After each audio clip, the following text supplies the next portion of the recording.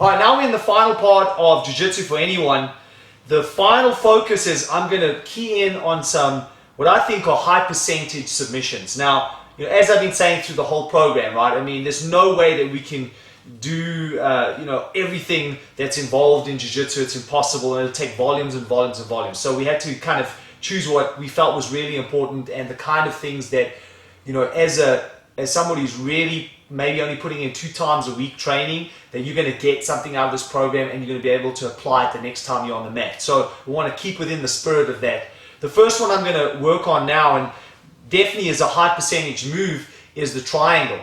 Now, the way that I'm going to do the triangle is I'm not going to work it from a closed guard, because what you find is, it's quite difficult to do that, especially once people start learning where they should and shouldn't put their arms. They don't make those kinds of mistakes. Really, the only time that you can pull that off, for example, one of the easiest times is if somebody purposely leaves one arm in, or maybe not purposely, but by accident leaves one arm in and sticks the other arm at the back, and now you've got one arm in, one arm out. That's the perfect time to do a triangle. So you're going to find that that's not going to happen that often. But what you will find is that you can set up the triangle, and the best place to set that triangle up is actually from the active guard, which we've already covered. So what I'm going to do now is we're just going to work that. And I'm actually going to go through some key tips that I think are very important. These are mistakes that I often see people make on the triangle. I'm going to do that for all the submissions that we cover as well. Now, first thing first, right? So I want to have that sleeve control. I want to have that collar control. I want to have my feet on his hips. Now, one of the best ways to set up this triangle is to go with this foot and put it on the bicep. Now, obviously, I could be the other way around, right? But I'm going to do it this way so the camera can get a good angle on this. So I want to be controlling this bicep. Now, because I have this is a really good spot then to utilize this part of the control as a pull. And as I do that, as I pull him in, this foot's going to shoot over the top of his head. So what's going to happen is, as I do that, I'm going to pull this arm across, because that's ideally what I want to do. This is important. All right, it's not just a matter of just pulling this arm. I want to pull and drive it across to the opposite side of my body. What that's going to enable me to do is get a really good angle on that triangle. Now, there's a second thing that's happening there, and I will change it so that you can see a different angle. You'll notice that I shift my hip as well. So I've got this pulling action. It's driving across my body. I'm also now shifting my hip, so you can see that. And the reason I want to do that is so that I can get a really good angle to bring in the second leg. Now, this is where a lot of people struggle. Most people can do it up to here, but where they find that there's this thing that really gets in the way is their ability to put their foot up here and actually get it behind the knee. Because ideally where I want to be on a triangle is get this foot right behind my knee. But sometimes what happens is, especially when somebody's resisting, he's going to try to posture up, for example. This kind of happens and you feel like, well, man, there's no way I can get this in. Or maybe you have shorter legs and then you have a bit of a problem. So I'm going to show you that something that I do here that I think is really a good thing to do, and it works really nicely. So what I do is, I go in this position, I have that triangle, position setting it up. I go for the triangle, I pull him across. As I pull him across and I get to here, rather than taking this leg and shooting it in, I actually reach up with this hand and I grab the top part of my shin. So I pull this in. Now, I'm still focusing this hand to control it because I don't want him to pull his arm across. That's one way for him to try and avoid it. So I'm keeping this there, control the top of my leg. Now it's going to be so much easier for me to come over the top and close up that triangle. Right, so I'm going to change the angle because now I want to show something else that's also equally important. So when Dwayne's over here, I'm getting the setup. Right, I've got that bicep, I'm setting it up, I'm pulling, watch, the pull across, and you're going to see also the pivot on my hip. So as I do this, I pivot across, I turn, I get to this position, and I grab my leg. Once that happens, I'm controlling this arm. Even by just putting my foot on his hip and having my leg here by the back of his shoulder, I don't need a lot of movement here to keep this arm in place. So if I'm just sitting here now and Dwayne's trying to pull his arm back, it's pretty difficult to do that. If he's trying to bring his arm across, that's also difficult because I'm just grabbing just the top part of his bicep. Now remember, I'm grabbing the top of the leg. So as I grab the top of the leg, this makes it so much easier now to come over the top and put it behind my knee. Now, to actually do the triangle, this is a mistake that I see a lot of people do. What they do is they actually point down on their toes and try to just kind of pull down their leg. Now, you may or may not get this, right? In most instances, you know, you can see that you can go, and maybe round about, if you're lucky, you get it, all right? You just change one thing on this and you can literally get it in an instant. So once I've got this all locked down, what I actually want to do here is I want to pull my toes back. I don't want to point my toes. I pull my toes back, and as I pull my toes back and I engage my heels on this, I'm going to slide my knees together. So my knees are actually coming together. So once I pull this in and I'm over here, I don't even have to grab the back of the head, which is an option, of course, but I'm just going to keep my hand out the way so you can see. I'm going to pull my toes back now and squeeze my knees together. That's a lot faster, right, than the one that I did previously. Okay, so if we look at this again, I've got this control, got the bicep, I'm setting this up, I pull this across. As I come here, I latch on. See, I've already grabbed that bicep and I latch on to my leg to hold him down. Now that he's in this position, even if he tries to sit up, it's going to be pretty difficult to sit up because I've got good control. Then I come over the top, get it underneath my knee, and I want to bring my knees together as I pull my toes back. Okay, and the reason, if Dwayne just sits there, the reason why this is working so well is because if I just do this, if you look at the space over here, that's where his neck is lying. And if I just go like this, sure, it closes up a little bit, but it doesn't really close up much, right? But if I go like this now, that space completely disappears. That's why I want to bring my knees together and pull my toes back. So I'm actually engaging my calf muscles as well. And as I bring that in, that's so much easier to set up that triangle. Now, here's the thing, right? Like it or not, when you do this triangle, sometimes what happens is, especially if you have shorter legs, you find that when you put the triangle on, you find it really difficult to still close up this final part, right? So somebody with shorter legs, or if you're rolling with somebody who's got a much bigger frame, you may get to here, but it's really difficult. And then what you tend to find is that people will pull on their toes, which is never a good idea because you're going to hurt yourself. You know, better to, if you are going to pull anything, pull your heel. If you do it the way that I did, that can help you pull it in. But if he's a much bigger opponent, even that pulling action doesn't get it in. So I call this the Hobbit triangle, right? So just a variation on this triangle we just did. I want to just be clear about this though, is that it's not always going to work, right? So you have, if you don't get everything exactly lined up and it's not completely tight, this is never as good an option as the original triangle, but it is an option. So it does work if you get everything lined up, but if not, you should always still try to always get here. I mean, the default to go underneath the knee is always the best. This is the best way to go, but I still get this one quite a lot. So when Dwayne's here this time, what I'm actually going to do, and you'll see, it's kind of cool. So I go from this position, I control the bicep, I pull him in, he goes over, I get to here, but this time around I want to bring this hand as far down as possible. Maybe before I just did this because I'm just holding it in place. I don't want to come over, but I want to bring my hand as far down as possible. So my forearm's actually going to connect to the side of his head. So I'm grabbing my shin, this is connecting to the side of the head, and now I'm going to bring this over. But like I said, I can't, for whatever reason, I can't get this to come into that position. I'm still going to stay here, but now I'm going to use the knee to drive onto this arm. So now my arm actually becomes an extension of my leg, right? So this is what happens. I'm going to keep my head down so you can see. Now what's going to happen is I'm going to still pull my toes back. I'm still going to drive my knees together, but my arm isn't going to come out this time. I'm not going to take my arm out. I'm going to keep it down.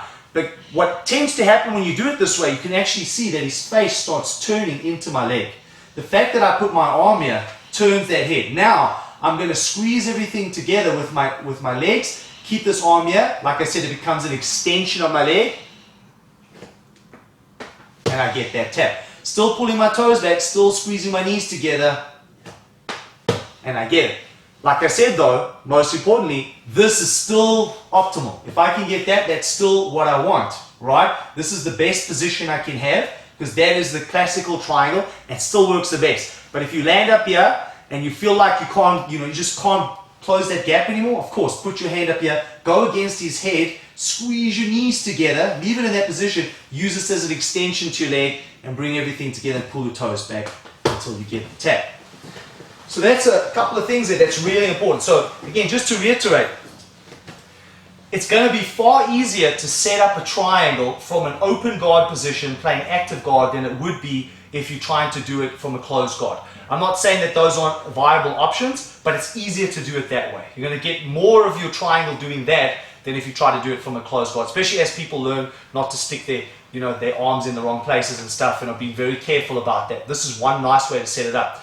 The most important idea there as well was that once I lock into the triangle, I want to make sure that I'm driving down, I'm pulling my toes back, and I'm squeezing my knees together. So I don't want to be pointing my toes. And the final point was, if I can't get this underneath, if this is not working, at least grab the top part of your shin and try to go for that hobbit triangle where you now use your arm as part of your leg. So you're basically going to extend the leg line by using the arm, and then you do the exact same thing, squeezing together until you get that tap.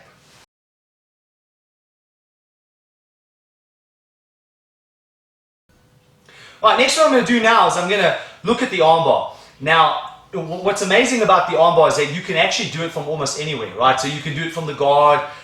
There's so many different variations. The way I'm going to be doing it right now is working it off a cross side. So I like this because I find that this is a high percentage way to actually set up an armbar. And I know that for myself and for the people that I train with, they tend to get this a lot. So that's why I'm going to focus on this one specifically. So Dwayne's going to be lying down in front of me, and I'm going to be working my cross side position. So I've got him just come down here. I'm working the cross side. Now, what I'm looking for here, and with any submission, right, if you don't get this, then you can't do it, right? I mean, so you're either going to try to make this happen on purpose, right? So you're going to try and seek for the right angle, or he messes up in the process and somewhere he leaves his arm. And this time around, what he's going to do is he's going to have his arm here because maybe he was looking to go underneath my arm to do this underhook position, but I was able to recycle, which is what I'm looking for, and I'm now going to have my hand underneath his arm, and I'm going to be controlling just above the tricep line. So this is what I want on this position, right? So this is where I want to be. So typically where this would come from, especially if he was here, I'm trying to hold this cross, so he does that, and I'm able to move quickly and recapture that position and get it in. Or maybe his arm was down already, and I'm able to sneak my hand inside, and I get hold of the tricep. So now I'm in this position. What I'm also doing is I'm actually using my forearm against his stomach. So I'm going to keep that palm down, right? As he turns towards me now, I'm going to be in this position. Now, what I do here is what I call a jump armbar. So basically the idea is I don't want to step up that, typically what you see is you see people will kind of like try to step up here and bring their leg across to this side because we want to get the armbar here. That means we have to go to this side. I don't want to make unnecessary space because the more space that I make, the more likelihood he's going to find a way to get out of it. So watch what I do. Because he's got the gi on, I'm going to come across. I'm actually going to grab his belt. So this is the first part. I'm latching onto the tricep. This is the second part, coming across, grabbing the belt. Now, once I do that, I'm going to actually slide my top part of my body, like I'm going to smear him with the top part of my chest across and then come over here. So the idea behind that is that I'm locking down everything and not giving Dwayne an opportunity to pull his arm back down. Because one of the things he's going to try to do is if he feels something's coming on an attack on this arm, especially an armbar, he'd hopefully want to get back to that position to avoid it. So I have to do what I need to do in order to make sure that that doesn't happen, right? And one way is to keep that whole position locked up. So if we come back a little bit more, just so that we're going to have space once we move across. So I'm over here and I've captured this arm. I reach across, I grab the belt. I don't let any space come in, I actually smear myself across. Now, once I'm here, I'm going to turn the corner. When I turn the corner now I'm able to sit back and do an armbar. Right, so he's going to stay there. I'm going to jump this side just to go through some of the specifics here. So you've got a couple of ideas on this armbar. The way that I landed up now is I have 1 foot over his face and 1 foot just underneath his body, right close to his arm. The other way, of course, is that I can have my leg over the top, and when I'm doing this, I'm always squeezing my knees, pointing my toes down. Now it's important because, if I'm over here and I'm working the armbar from here, don't take this leg out unless you really feel like somewhere along the line you're losing this, because it's better just to stay here, because in you trying to take this leg out, you're giving a lot of space for that person to pull back. So if you land up here, stay here. So in this part right now, this is where I landed up. This is where I want to have this position. Now, what's going to happen, of course, is that he's going to immediately try to grab his hand, right? Because he wants to stop that from happening. So what I want to focus on, yeah, and this wouldn't matter, no matter if my leg was up there or it was over his body.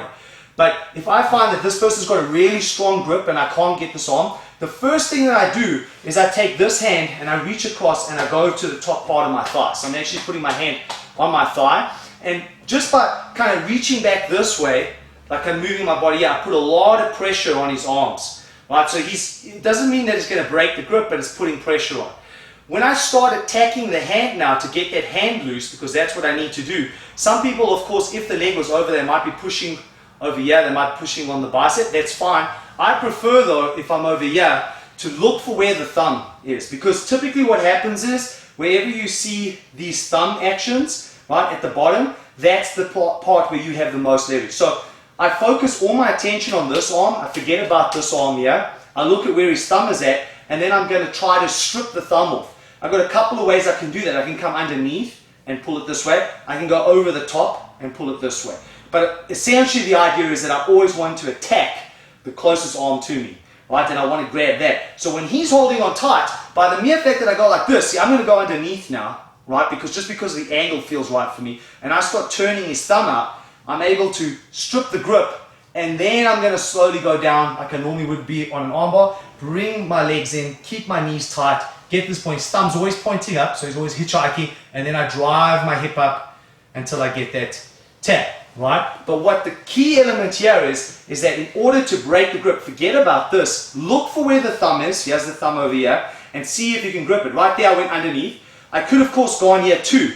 So if he holds tight, even here is a really, really good position. It's really hard for somebody to hold on to that because you're attacking the thumb. The thumb is really the part of the hand that gives it the strength and enables somebody to hold on to something. So that's one of the reasons why you always want to go for the thumb position. So if we go back, and Dwayne moves down a little bit this side, come down this side, Dwayne, right, and he's over here, right.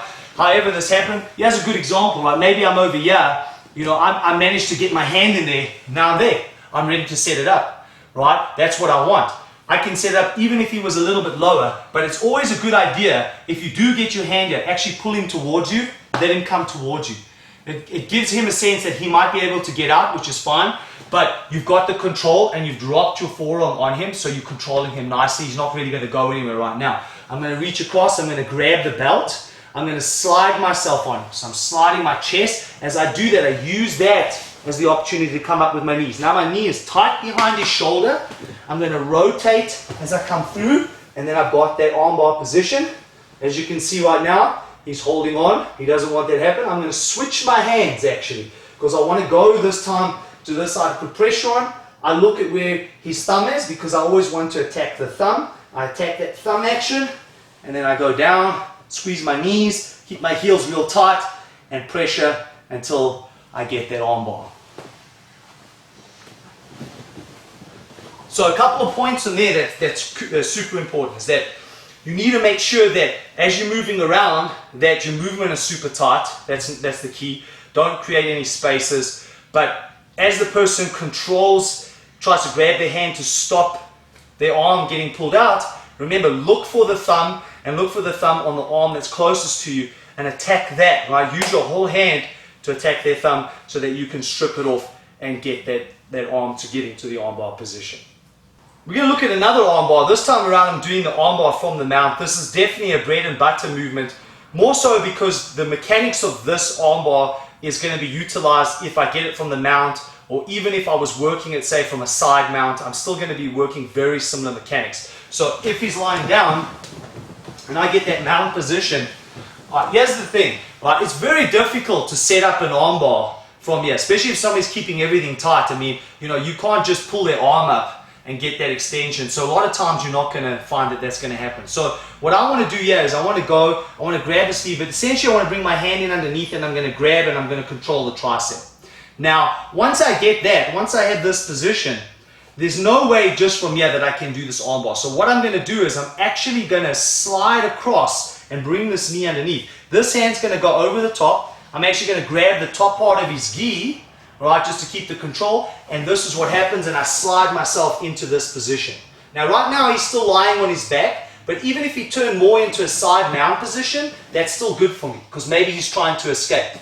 Right, so I'm controlling this. So this is a side, kind of almost a side mount hold position, but he may be further down, he may be lying down there, that's fine. Controlling this. I want to hold everything in. Now, here's the key for me, is that I don't want to let go of this top part of his collar, right, just up here, or his arm, until my leg is over. So what I want to do here is I actually want to rock myself slightly forward, and what that does is, as I rock myself slightly forward, it allows me to bring my leg over. Now I'm squeezing my knees, squeezing my knees, squeezing my knees, and I'm still holding. I'm not letting go until I'm here. Then I'm going to attack the arm and work for the arm bar. Same thing will apply again though. If I'm here and he grabs his hands now, and I go, oh, okay. So now I'm fighting this. I switch up to this side to get some pressure on. Now both legs are over. Remember I said earlier, I said sometimes both legs will be over, one leg might be the other side. Both legs are over. I'm keeping my heels in, my knees are real tight. I'm looking for the thumb. Right now the thumb's at the bottom here. So what I like when it's in this position, where this hand is on top and this hand's at the bottom, I like to go underneath, because this works really, really well. This one will work, but not as well as this. And I'm going to twist his hand. So he's holding tight, but as I twist his hand there, that breaks the grip. Not a lot of power needed. And then I'm going to go down, control the arm, and get to the arm bar position by lifting my hip up. Right, so let's look at that again. If I'm over here. Right, so I'm here, I reach in, I grab. Once I get this, and so that he can't get his tricep back to the ground, this hand's going to come over, like I'm crossing over, and I'm grabbing that collar. As I grab that collar, I move into it. You'll notice this is what I'm doing. I'm using my hip to move into it. I typically call this in the class a lazy armbar, right? Because, you know, it seems a bit lazy way of doing it, but it really does set up everything. The nice thing I like about this is that if suddenly something happens and I can't hold on to this, maybe get his elbow back to the mat, it's very easy for me to go back. I haven't really lost too much. I can also transition to other places, which I like. So I'm over here, I get this position. Now I'm here. I'm using my hip behind his arm now to block it so that he can't pull his arm back down. I'm holding this. I drive myself forward. By drive, almost like I'm going to fall over. But this allows me now to utilize this leg to come over. Now squeeze my knees together, but I don't let go of this collar, right, or top part of his gi until I'm down in this position. I'm squeezing my knees. Then once I'm here, I let go. Now he's grabbed. Everybody's going to do that. They're all going to try and prevent.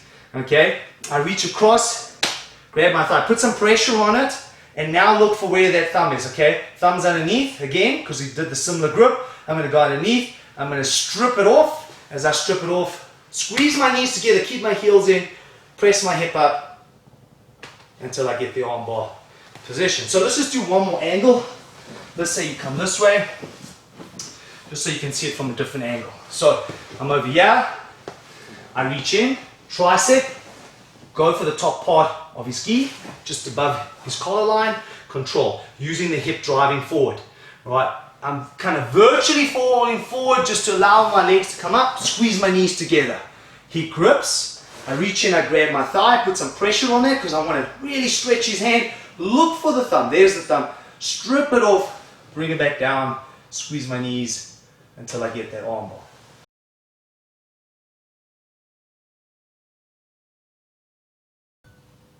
I'm going to do a choke now, which is one of my favorite chokes to do. It's working out of the side mount position. Of course, side mount's really good for submissions, right? I mean, in a side mount, you can get arm bars, you can get chokes. It's a really good place to set up the submission. So if Dwayne lies down, I've moved myself into the side mount. I've landed up over here.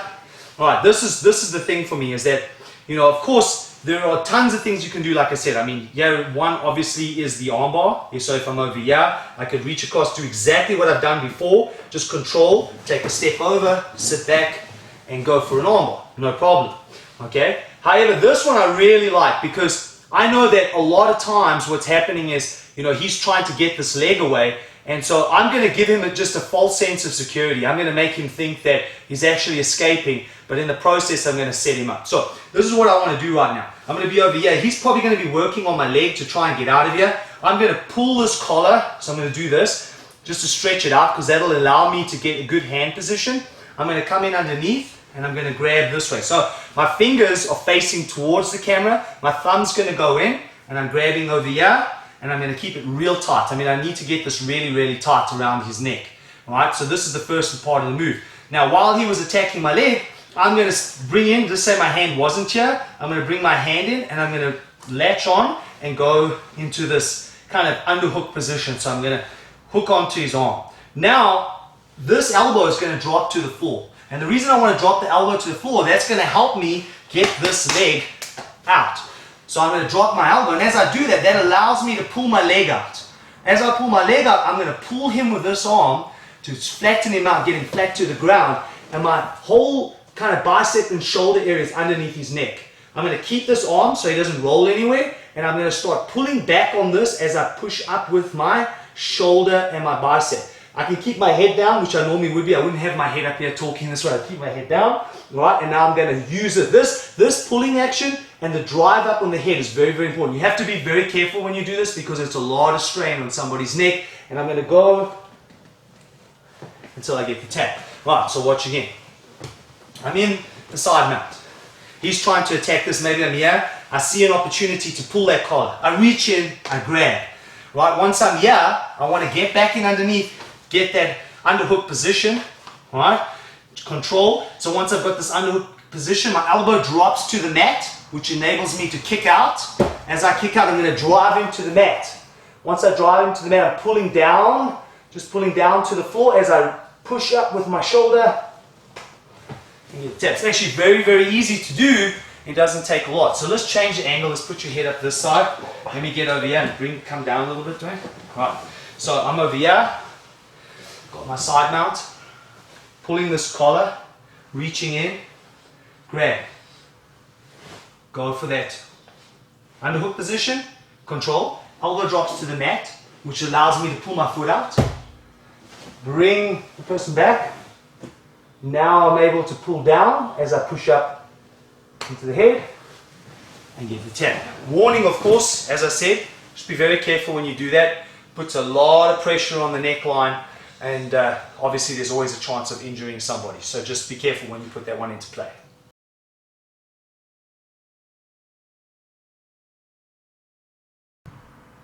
I'm going to do a figure 4 shoulder lock now, just from the side control position. So I'm going to be in the cross side, right? Side control goes by different names. Okay, so I'm in this position. I'm on the side of my opponent. I want to start attacking this hand. Now, this is kind of like, you know, you see this is something that gets taught a lot in the beginning days of jiu-jitsu. But the reason I want to do this is that I want to show you that there's a couple of things that I picked up on that I feel that really enhances the ability to actually pull off this submission. Now, first thing, yeah, when I'm here, what I'm always trying to do on this is I want to try to get that arm to be flat on the ground. So I want to push this to get this flat on the ground. When I do this, I'm never using my hand. I'm not going to grab, in other words. I'm always going to be using the palm and it's what we call a monkey grip, right? So I'm going to monkey grip his arm and push it down. Don't use the thumb. Once you put your thumb into that, you actually weaken that position because now you kind of just transferring all that strength across all 5 fingers. You want to keep everything just right here on the palm because that's going to keep that arm down. So I'm going to be in this position. My elbow is going to come in next to his head and I'm going to keep this flat. Next thing I'm going to come in, I'm going to bring my hand underneath, I'm going to slide it and I'm going to latch on to the arm. So this is, if you've learned this, is probably, you know, you've seen this before. However, here's the one change that really makes a big difference. What I want to do before I even start lifting up this elbow, because you know the way it was taught to me is you imagine you're painting the floor, you know, you're painting with a paintbrush, right? That's kind of what you do. You are still doing that same thing, except there's one minor difference that I'm doing here. So once I go in, I actually want to get this elbow to come back to his chest. So I want to pull that elbow to his chest. And what I do first, before I do anything else, is I actually pull this arm down. I suck everything in real tight. So I pull my elbows towards him. Right, so I'm not going to leave them out here. I'm actually going to pull everything in. He can tell you already that's pretty tight, right? Now I don't even have to lift his elbow very far for him to tap. Yeah, it's tight. Now, of course, there are people that are pretty flexible in their shoulder joint, so they can go all the way like that. And if you don't do it the way that I'm showing now, then you might have that where somebody's pretty flexible. It almost feels like the thing's going to spin over, right? Okay, so the way to get around that is to make sure that when this is down, you want to suck this whole thing and pull it back here first. Get this in tight. Even if I just do it without, obviously you're not resisting, but if I just do that doesn't feel comfortable. No, all right? Tight, yeah. It's tight. So I want to suck everything in, keep it real tight to the body. Then once I've got that, then I lift it up. That's going to be far more better than just trying to grab you and try to lift that elbow. Right? You may or may not get it. So I pump this arm down. I got my monkey grip, so I'm not using my thumb because that weakens it. So I want to keep this real strong, latching down to the ground. This hand's coming in underneath. I grab my wrist. There's a bit of space here now between this elbow and his chest, so I want to pull everything, his rib cage, I want to pull it in real tight. As I get this real tight, now I lift it up. And I'm just pushing down as I lift up, and immediately what happens is you get that tap. So that's a really nice way of enhancing a submission you see all the time, but sometimes is not the easiest thing to get.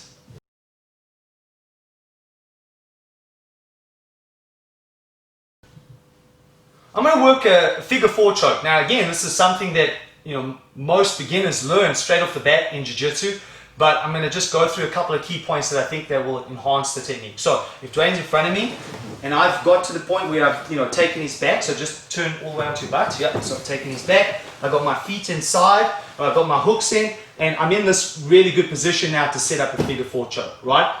The thing that's really important here is that when you bring your arm across, what you really want to try to do is you want to try to line up your elbow with his chin. This is key, because if you just do it over here and you manage to even get your bicep and you start working it, you may or may not get it, right? I can tell you now that when somebody gets really tough in jiu-jitsu and they've been in this position a few hundred times, if you don't get a technique perfect, it pretty much isn't going to go on. They're able to fight with those little bit of spaces that you leave.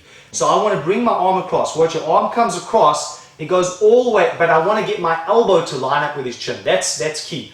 So now, depending on how big the person is that I'm dealing with, their shoulder line, I may or may not be able to get the bicep, in the sense that I might even be able to go higher. So this is, I guess, a little bit different. What I want to do here is, typically, people go to the bicep, but I want to suggest that what you really want to do is you want to go up as high as you can to get this thing tight. Now, what you need to do is you need to get this hand to move out the way and get behind the person's head. You don't want to have this like on top of their head, because if you do this, they'll grab your hand and pull it back down. You want to hide it behind their head. You want to basically get it away so there's no fingers to grab. I mean, you can have it open, you can have it closed, it's up to you. So once I get here, I keep it a little bit loose just because I want to be able to get my hand behind. But once my hand is behind, I'm actually going to move my hand one more time. So I actually move it up much higher. Now, obviously, if Dwayne had much broader shoulders, I might be on my bicep. But he's, is a little bit smaller than I'm dealing, a smaller opponent, so I can go higher. This is key, because sometimes what happens is you find that the smaller guys are harder to tap out with this choke than the bigger guys, right? And the reason is because you go over here, you got this, you think you've done everything right, you put your hand behind, but he's not tapping. And the reason is because there's so much space over here, you haven't killed out that space. So it's very important to, keep it loose, of course, but once you put your hand here, bring this hand up. So this hand comes up. Right now it's on my shoulder, actually. If I wanted to, I could even grab my gi. So I can grab the collar as well. This is going to reinforce it. Alright, so I'm right up here and I get this. Now once I'm here, the key element to make this choke work is to bring my arms back. It's like I want to drive my elbows back as I do this. So watch what happens when I go. It's not just squeezing in. I lock everything in to make it tight, but then I pull my shoulders back. My shoulders come back and that gives me the choke. Right, so if Dwayne just stays there and I'm sitting just above him, this is what I'm doing when I'm here. It's, yes, I'm squeezing, but it's not so much the squeeze, because that squeeze, all that does is tighten it up. It's this motion. I pull my shoulders back. That's what gives it to me. Now, if I want to reinforce it even more, as I'm pulling my shoulders back, I can take a deep breath. Why am I going to take a deep breath? Because that will expand my chest, which means it'll take even more of the space away. Remember, what you're trying to do in a choke is you're trying to eliminate space.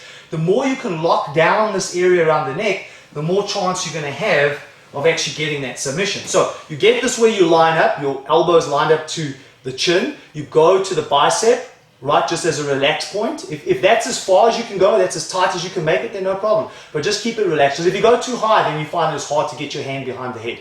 So you keep it there. I go behind. Once I'm there, I bring it up higher if I need to. All right, now my shoulders pull back and I'm going to breathe in at the same time. I mean, that's how quick it goes on. Just by expanding my chest, because then my chest expands at the back here and it closes it up. Let's change the angle here. So this be over here, Dwayne. Okay, so we just see a different angle. Okay, so I'm going to go this way this time. So I bring it across, my elbow is there, right? This is what I'm saying, bicep to start off with, but as I go here, I'm actually going to reach back and get it in as tight as I can. So if I can get it higher, I'm going to go higher, because that's much tighter now on this side of his neck. If I just do this, it's not really tightening up here. And I want to be covering these 3 points, right? I want to be covering these 2 points here on the carotid, and obviously in the front part of his throat where his windpipe is. So I want to be doing this. Once I'm here and I get my hand, I reach up. I keep my head down, obviously, because I don't want to expose my head, right? Especially if he was trying to gouge my eyes and it was more self-defense, right? Now, I'm going to pull my shoulders back as I tighten everything up, and I'm going to breathe at the same time. That is probably one of the better ways to do that figure 4 choke, because it goes on super quick and it's instant, right? You just feel it, it clamps up. So hopefully those couple of tips there will help you improve your figure 4 choke.